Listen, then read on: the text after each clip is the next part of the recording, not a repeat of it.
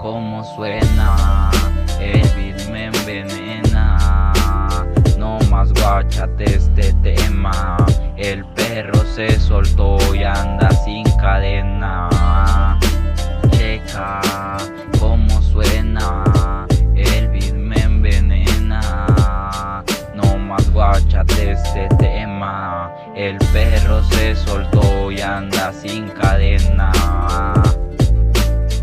Este perro va de nuevo, con más flow, con más veneno. Yo ni madres que me freno, poco a poco sueno, poco a poco le voy a dar, poco a poco mi nombre va a empezar a sonar. Pues como siempre digo, a mí nadie me va a frenar, nadie me va a parar. La música se convirtió en mi única adicción, esto se volvió mi pasión. En lo único que pienso solo es en escribir otra canción, y esto lo hago de corazón, escribiendo poesía de noche y de día. Pues mira, quién diría que la música me gustaría, pues la música la llevo en mis venas, escribiendo nuevas rimas, nuevos temas, rimando en donde sea, días nublados, en plenos días de luna llena, en donde sea me llega la inspiración. Pues guáchate mi ritmo y mi flow, pues voy a esforzarme cada día en cada canción. La música se convirtió en mi única adicción, esto se volvió mi pasión. En lo único que pienso solo es en escribir otra canción,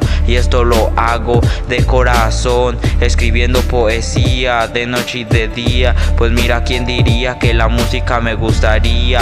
La música que hago, la hago de corazón, de corazón.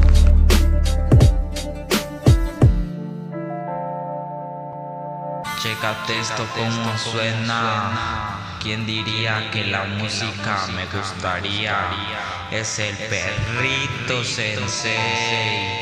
Eyo, eyo, eyo. Desde Santa Rosa, Guanajuato. Ya se la sabe, vato. Checa cómo suena, el beat me envenena. No más guáchate este tema. El perro se soltó y anda sin cadena. Checa cómo suena, el beat me envenena.